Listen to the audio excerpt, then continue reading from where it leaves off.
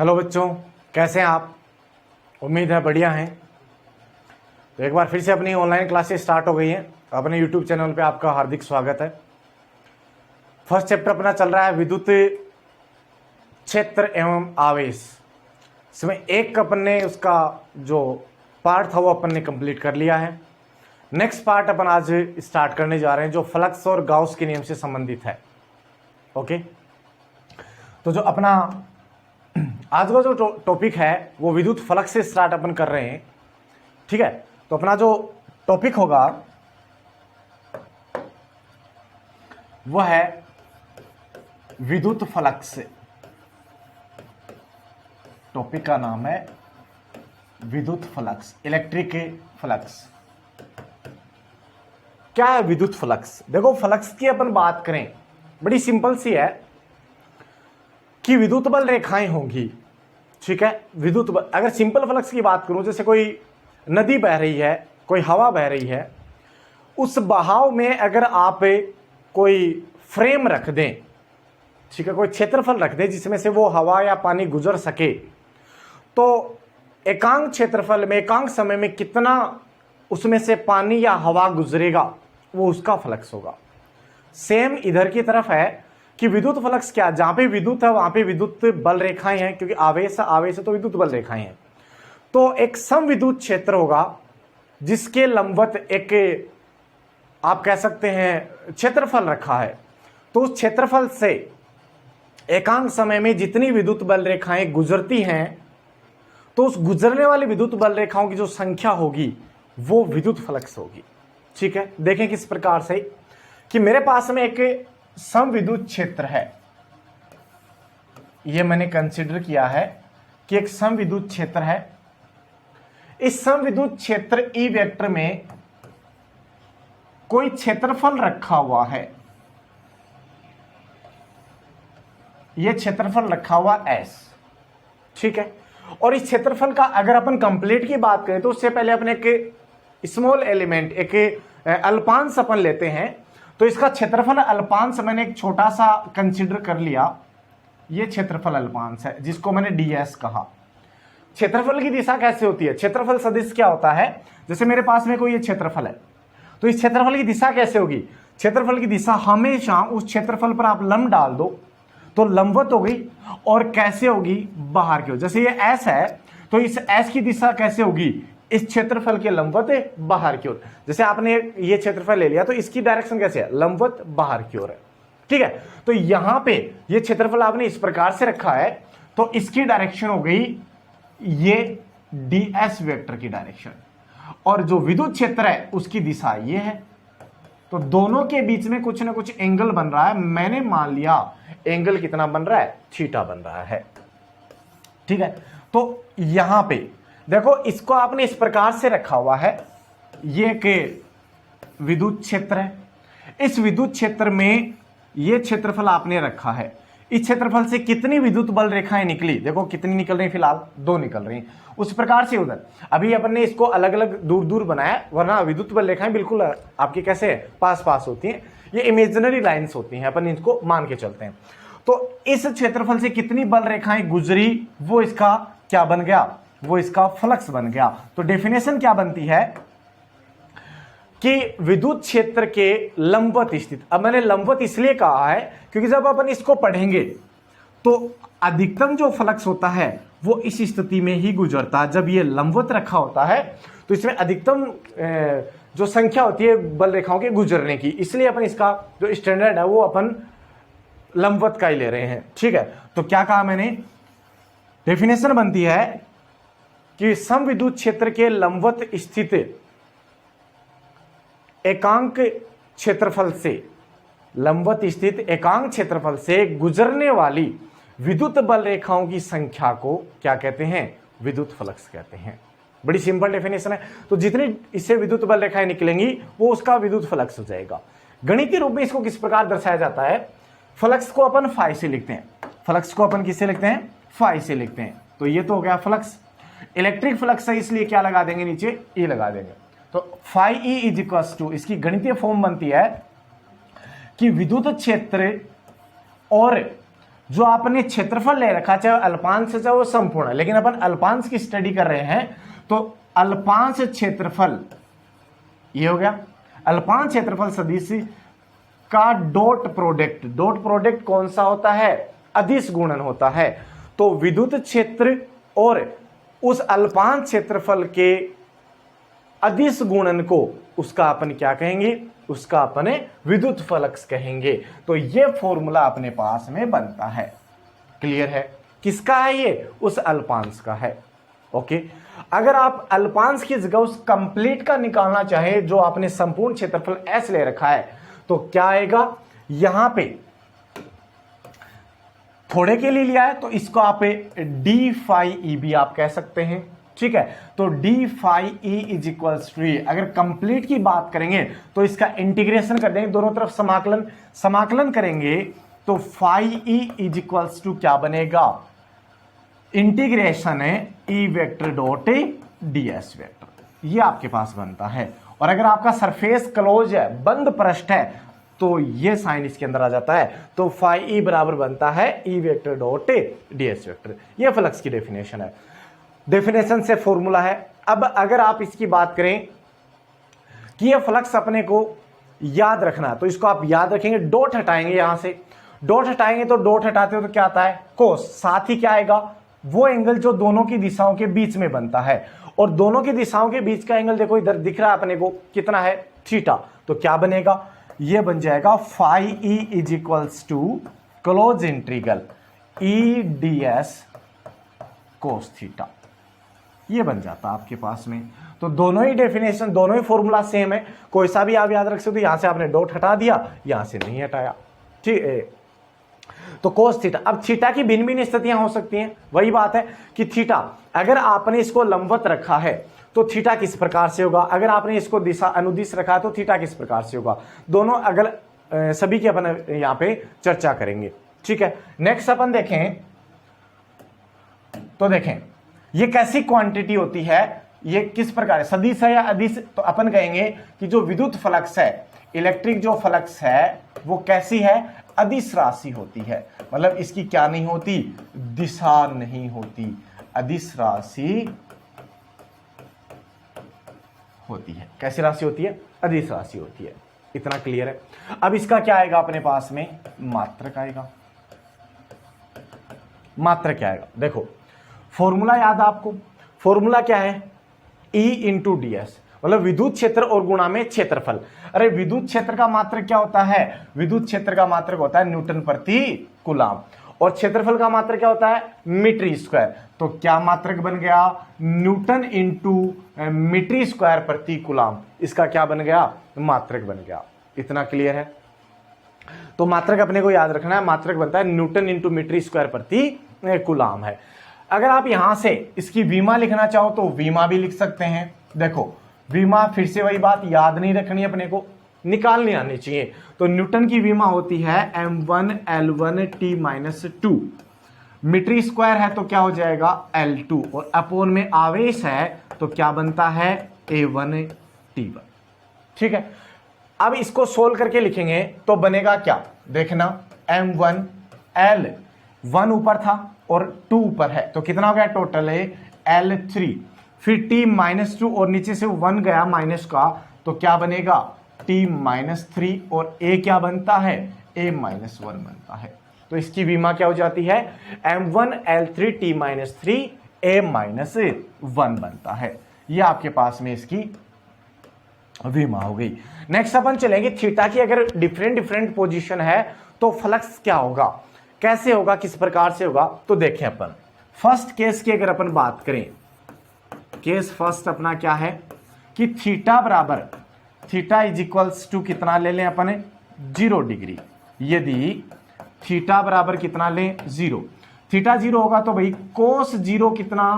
अरे कोस 0 1 होता है। कितना होता है? 1। स्थिति किस प्रकार से कि ये आपके पास में क्या है?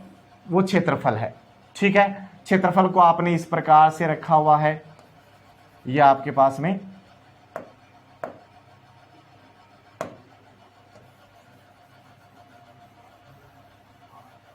ये क्षेत्रफल को रखा है, इसका बैक साइड है। अगर अपन बात करें तो इसमें ये किसकी डायरेक्शन हो जाए, ds वेक्टर की, और यही डायरेक्शन किसकी हो जाए, e वेक्टर की। जब दोनों सेम डायरेक्शन होंगे तो उस सिचुएशन में थीटा कितना, 0, थीटा 0 होते कोस 0 कितना, 1 होगा। 1 होते ही अपने पास फॉर्मूला क्या था, phi E is equals to E d s cos theta, ये 1 हो गया। तो अपने पास में क्या बचेगा, अपने पास बचता है phi E is equals to E d S.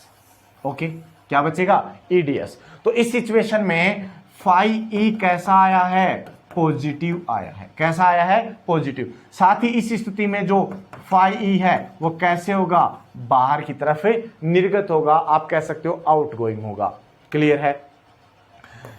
Case second, दूसरा केस क्या कहता है कि थीटा, यदि थीटा बराबर कितना ले यहां पे 90 डिग्री, अरे थीटा 90 लेंगे तो कोस 90 कितना भाई, अरे कोस 90 कितना, 0, कोस 90 0, तो फाई ई भी कितना हो गया, 0 हो गया। इट मीन्स इस सिचुएशन में फाई ई बराबर 0 शून्य है। क्या है, शून्य है। यह स्थिति कैसे होगी कि विद्युत क्षेत्र की डायरेक्शन तो है भाई ये जो अपने अभी बना रखी थी, और ये क्षेत्रफल को आपने इस प्रकार से रख दिया। किस प्रकार से रख दिया, इस प्रकार से इस क्षेत्रफल को रख दिया आपने। तो इसमें से कितनी विद्युत बल रेखाएं गुजरेंगी, जब आपने इसको ऐसे रखा है, विद्युत बल रेखाएं ऐसे हैं तो ऐसे घूम के तो जाएंगी नहीं, ठीक है, इस प्रकार से जा रही है बिल्कुल सी। तो इसमें से कितनी बल रेखाएं गुजरेंगी, बिल्कुल एक भी नहीं गुजरेगी, शून्य। अरे विद्युत बल रेखाएं शून्य है तो विद्युत बल रेखाओं की संख्या ही तो क्या होती है, विद्युत बल रेखाओं की संख्या ही तो विद्युत फ्लक्स होती है। और ये डायरेक्शन अपन किसकी दिखाएंगे, ये डायरेक्शन होगी ds वेक्टर की। अरे तभी तो 90 होगा। तो इस सिचुएशन में अपना फ्लक्स क्या हो जाएगा, फ्लक्स हो जाएगा 0। थर्ड सिचुएशन जो अपने पास में है, केस थर्ड, केस थर्ड क्या है कि यदि थीटा 180 डिग्री हो, कितना हो, 180। 180 कैसे हुआ, देखें, जो आप लोगों ने इस प्रकार से रखा हुआ था उसको आप चेंज करके इस प्रकार से या इस प्रकार से कर दें। देखिए किस प्रकार से, ये क्षेत्रफल लिया है तो अब की बार जो बैक वाला सिरा है वो इस डायरेक्शन में कर दें आप। इस डायरेक्शन में आपने इसको क्या कर दिया, जो बैक साइड था वो इस प्रकार से कर दिया। तो डायरेक्शन जो ई की डायरेक्शन है वो यही रहेगी, ये डायरेक्शन ई की फिक्स है, लेकिन जो ds की डायरेक्शन है वो ये होगी। देखो दोनों की डायरेक्शन के बीच का एंगल कितना हो गया, 180। और cos 180 कितना होता है भाई, अरे -1 होता है। कितना होता है, -1। तो फाई ई बराबर क्या बचा है आपके पास में, माइनस का ई ds, ये बचता है। और इस सिचुएशन में यहां पे फाई ई नेगेटिव आया है, ऋणात्मक माना है, और साथ ही आ रहा है, तो फ्लक्स का मान कैसा होगा, इनकमिंग होगा। ठीक है, आ रहा है तो बाहर जाने वाला जो फ्लक्स है, निर्गत जो फ्लक्स है वो कैसा होता है, जो अभी मैंने बताया, निर्गत फ्लक्स कैसा होता है, निर्गत होता है धनात्मक के, और आने वाला आगत फ्लक्स कैसा होता है, ऋणात्मक। तो जो फ्लक्स है फाई ई, वो फाई किस किस प्रकार से हो सकता है, वो पॉजिटिव हो सकता है, 0 हो सकता है, और नेगेटिव हो सकता है। तो ये आपके पास में होता है विद्युत फ्लक्स। तो फ्लक्स किस प्रकार से, कितने प्रकार का, ये आपको समझ में आ गया होगा। इस फ्लक्स का अपन आगे यूज करेंगे तो आपको जो डेफिनेशन बताई है, जो इसका मात्रक है, वो सब अपने को याद रखना है। क्लियर है। नेक्स्ट टॉपिक अपना आता है सतत आवेश वितरण। टॉपिक का अपना क्या नाम है, सतत आवेश वितरण, कॉन्टिन्यूअस चार्ज डिस्ट्रीब्यूशन, सतत आवेश वितरण।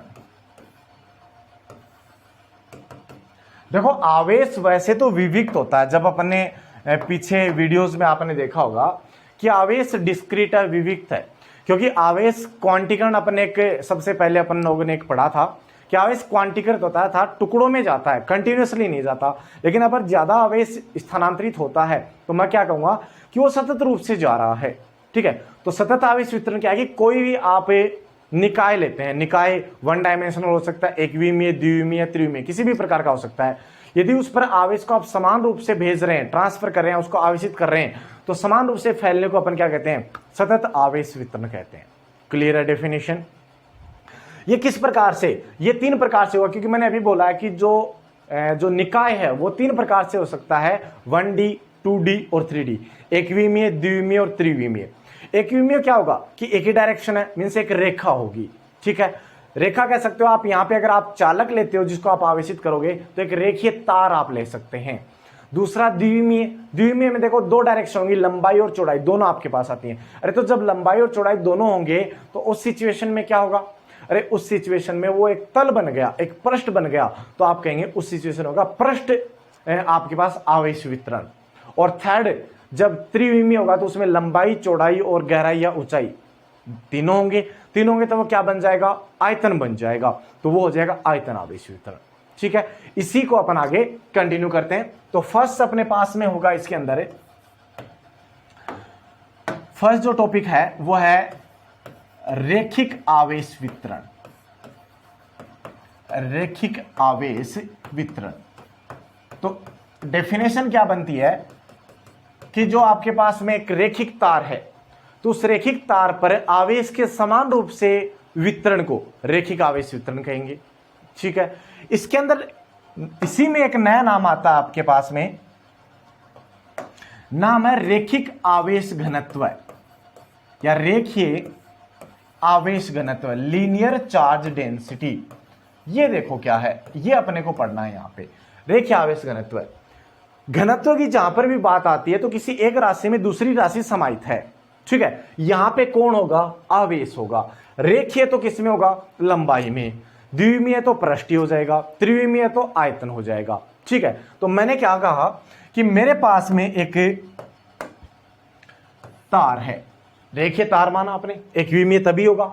अब इस रेखीय तार की टोटल लंबाई आपने L मानी और इस टोटल चार्ज इस पर Q है, जो प्लस Q है वो समान रूप से वितरित है। इतनी क्लियर है। अब इसमें से आपने एक क्या ले लिया, अल्पांश, कितनी लंबाई का, dl, तो इस पर अल्पांश है तो इस पर जो आवेश होगा उसकी मात्रा भी थोड़ी होगी, तो कितनी, dq आवेश हो जाएगा।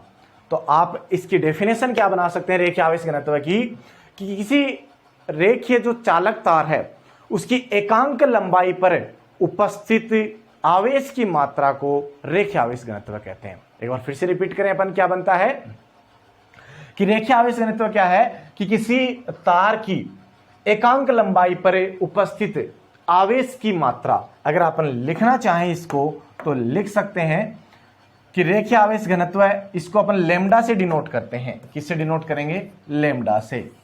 क्या बनेगा, देखें, किसी रेखीय चालक तार की एकांक लंबाई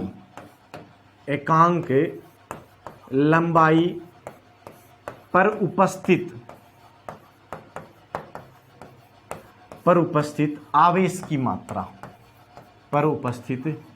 आवेश की मात्रा को रेखीय आवेश घनत्व कहते हैं। और रेखीय आवेश घनत्व को किससे डिनोट करते हैं, लेमडा से डिनोट करते हैं, ठीक है। तो अकॉर्डिंग टू डेफिनेशन क्या बन गया फॉर्मूला, लेमडा बराबर, अगर आप अल्पांश के ले रहे हो तो अल्पांश की लंबाई होगी, और अगर आप कंप्लीट वायर के ले रहे हो तो कंप्लीट की लंबाई होगी। तो अल्पांश को ले रहे हो तो अल्पांश पर कितना चार्ज है, dq, कितनी लंबाई पर, dl पर। और अगर कंप्लीट की बात करोगे तो कितना चार्ज है, q, कितनी लंबाई पर, l लंबाई पर। दोनों ही फॉर्मूला सही है, ये है अल्पांश के लिए और ये कंप्लीट के लिए। और घनत्व आप अगर अल्पांश लोगे तो उसके लिए भी समान आएगा, और अगर आप ज्यादा इनफाइनाइट लेंथ ले लोगे तो उसके लिए भी क्या रहती है, उसकी वैल्यू समान रहती है, ठीक है। मात्रक की बात करेंगे तो इसका मात्रक देखो, चार्ज का मात्रक होता है कुलाम और लंबाई का मात्रक क्या होता है, मीटर। तो इसका मात्रक क्या होता है, कुलाम पर मीटर। तो ये फर्स्ट जो एकविमीय है वो आपके पास कंप्लीट हुआ। नेक्स्ट अपन चलें तो द्विविमीय लेंगे। द्विविमीय के अंदर क्या होगा, 2 डायमेंशनल होगा भाई, 2 दिशाएं होंगी। तो 2 दिशाएं होंगी तो अपना होगा पृष्ठ, या आप कह सकते हो समतल। तो क्या हो जाएगा, पृष्ठीय आवेश घनत्व, आवेश वितरण, पृष्ठीय आवेश वितरण या पृष्ठ आवेश वितरण क्या होगा कि कोई भी एक पृष्ठ, एक तल है, उस पर आवेश समान रूप से वितरित है, तो वो क्या होगा, वो पृष्ठीय आवेश वितरण कहलाता है। ठीक है, इसके अंदर होगा पृष्ठ आवेश घनत्व। क्या होगा, पृष्ठ आवेश घनत्व। इसको अपन सिग्मा से डिनोट करते हैं। किसे डिनोट करते हैं, सिग्मा से। तो इसके लिए एक पृष्ठ आपको कंसीडर करना है। तो मैंने मान लिया कि मेरे पास एक पृष्ठ है, ये पृष्ठ है S, ठीक है, जो कि प्लस Q आवेश से समरूप आवेशित है। तो इसके ऊपर समरूप आवेशित इस प्रकार से हो गया। अगर अपने कंप्लीट की स्टडी करना चाहते हैं तो उसके लिए आपको एक अल्पांश लेना पड़ेगा। तो मैंने एक अल्पांश ले लिया ये, जो कि कितना, ds। तो ds है तो चार्ज कितना हो जाएगा, dq हो जाएगा। तो पृष्ठ आवेश घनत्व क्या बनता है कि किसी क्षेत्रफल, या फिर ऐसे कह सकते हो किसी पृष्ठ के एकांक क्षेत्रफल पर उपस्थित आवेश की मात्रा को पृष्ठ आवेश घनत्व कहते हैं। क्या कहा मैंने कि कोई पृष्ठ है, उस पृष्ठ के एकांक क्षेत्रफल पर उपस्थित आवेश की मात्रा को क्या कहते हैं, पृष्ठ आवेश घनत्व है। डिनोट कैसे करेंगे, सिग्मा से। तो सिग्मा इज इक्वल्स टू क्या बनता है, अकॉर्डिंग टू डेफिनेशन है डी क्यू अपॉन ds। और अगर कंप्लीट की बात करोगे तो क्या बनेगा, q अपॉन s बनता है। ये होता है पृष्ठ आवेश घनत्व। अगर मात्रा की बात करें तो आवेश का मात्रक कूलाम और क्षेत्रफल का मात्रक क्या होता है, मीटर स्क्वायर होता है। तो ये हो गया पृष्ठ आवेश वितरण का आपके पास पृष्ठ आवेश घनत्व है। नेक्स्ट अपन बात करें थर्ड क्या होगा, आयतन आएगा, 3D आएगा। तो क्या बनेगा, आयतन आवेश वितरण। क्या बनेगा, आयतन आवेश वितरण। अरे आयतन होगा तो 3 डायमेंशन, लंबाई होगी, चौड़ाई होगी, ऊंचाई, जैसे घन ले लो, घनाभ ले लो, तो वो सब क्या है, एक आयतन है। ठीक है, तो उसके ऊपर कोई आप घनाभ आपने लिया है, उसके ऊपर कोई आवेश को आप वितरित करते हो समान रूप से, तो आयतन आवेश वितरण। तो किसी आयतन में आवेश के समान रूप से वितरण को अपन आयतन आवेश वितरण कहेंगे। ठीक है, नेक्स्ट अपन इसी के अंदर, जैसे आयतन आवेश वितरण था, पृष्ठ आवेश वितरण है, उसमें पृष्ठ आवेश घनत्व है, उसी प्रकार इसके अंदर क्या आएगा, आयतन आवेश घनत्व। क्या आएगा, आयतन आवेश घनत्व। इसको अपन डिनोट करेंगे भाई किससे, रो से डिनोट करते हैं। किससे डिनोट करते हैं, रो से डिनोट करते हैं। अब इसके लिए अगर अपन डायग्राम बनाना चाहें तो आयतन बनाना पड़ेगा अपने को। और आयतन देखें आप, ये मैंने एक आयतन बनाया है। ठीक है, ये आपने घनाभ बनाया है या घन जो भी अपन ले, इसको बनाया है। तो इसके ऊपर कितना टोटल चार्ज कितना है, ये V आयतन आपने लिया है। इस V आयतन पर टोटल चार्ज प्लस Q आपने इसमें समरूप फैला दिया। समरूप फैला दिया तो उस स्थिति में ये किस प्रकार से, ये इस प्रकार से इस पर समरूप फैल जाएगा। ठीक है, अब देखें, अगर ये आवेश फैल गया तो इसका एक अल्पांश लेंगे अपन, क्योंकि जब अपन कंप्लीट की स्टडी करते हैं तो उससे पहले अपन एक अल्पांश की बात करेंगे। तो इसके अंदर अगर अपन यहाँ पर एक अल्पांश लेते हैं तो अल्पांश का आयतन कितना हो जाएगा, अल्पांश का आयतन dv, और dv है तो चार्ज कितना हो जाएगा, dq। डेफिनेशन वैसे ही बनेगी जैसे अपन ने पहले बनाई है। डेफिनेशन क्या बनने वाली है, देखें, आयतन आवेश घनत्व, घनत्व है तो आवेश होगा किसमें, आयतन में। तो किसी चालक के एकांक आयतन पर उपस्थित आवेश की मात्रा, किसी चालक के एकांक आयतन पर उपस्थित आवेश की मात्रा को क्या कहेंगे, आयतन आवेश घनत्व। किस डिनोट करेंगे, रो से। तो रो का फॉर्मूला क्या बनता है, rho is equals to d q upon dv। और या फिर कंप्लीट के लिए बात करोगे तो क्या बनेगा, q अपॉन v। ये आपके पास बनता है। अगर इसके मात्रा की बात करेंगे तो बनेगा कूलाम पर आयतन का क्या होता है, मीटर क्यूब होता है। तो ये आपका सतत आवेश वितरण कंप्लीट है। ये जो मैंने फॉर्मूलाज लिखे हैं इनकी जरूरत अपने को इसी चैप्टर में नेक्स्ट आगे पड़ेगी। तो इन फॉर्मूला को देखेंगे, और जो आप अपन ने अभी विद्युत फ्लक्स पढ़ा है उसकी भी अपने को जरूरत पड़े, इंपॉर्टेंट भी है। विद्युत फ्लक्स की सिंपल डेफिनेशन भी आती है और उसके बेसिस पे कोई न्यूमेरिकल भी आपसे पूछे जा सकते हैं। ठीक है, आज की क्लास में इतना ही। नेक्स्ट क्लास में एक नए टॉपिक के साथ अपन मिलेंगे। वीडियो को आप ज़्यादा से ज़्यादा देखें, शेयर करें, चैनल को सब्सक्राइब करें, और अपने साथी मित्र जो भी ऑनलाइन स्टडी करना चाहते हैं उनको आप शेयर करवाएं। वीडियो को लाइक करें और जो भी आपकी क्यूरीज हो कमेंट बॉक्स में करें। धन्यवाद।